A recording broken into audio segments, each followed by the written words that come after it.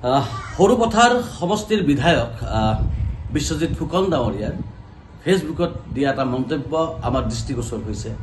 প্ৰথম কথা হ'ল জয় হনুমান চিনেমাখন অহা 18 অক্টোবৰ যে মুক্তি পাবলৈ গৈ আছে, তাৰ অৰ্থ যে এই চিনেমাখনে ইতিমধ্যে সেন্সৰ চাৰ্টিফিকেট লাভ কৰিছে।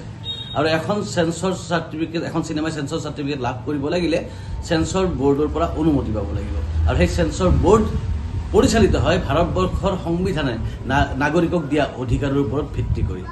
আৰু ভাৰতবৰ্ষৰ সংবিধানত স্পষ্টভাৱে উল্লেখ আছে যে ধৰ্মীয় অনুভূতি আঘাত দিয়া কোনো কামক সকলো কামকে বেআইনী ঘোষণা কৰা হয়।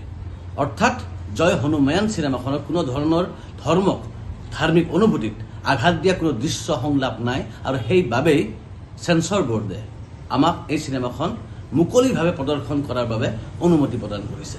গতিকে মই নাজানো যে উপৰুৱাকৈ বাহিৰৰ পৰা দেখিয়ে কিছুমান মন্তব্য কৰি আছে বহু ব্যক্তিয়ে, তাৰ মাজতে মাননীয় বিধায়ক ডাঙৰীয়াও এই মন্তব্যটো কৰিছে।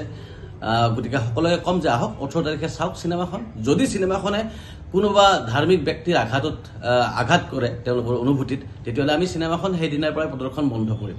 কিন্তু আমি নিশ্চিত যে প্ৰকৃত সনাতন ধৰ্মক ভাল পোৱা, প্ৰকৃত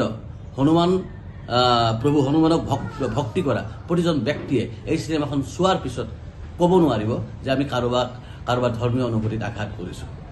ধন্যবাদ।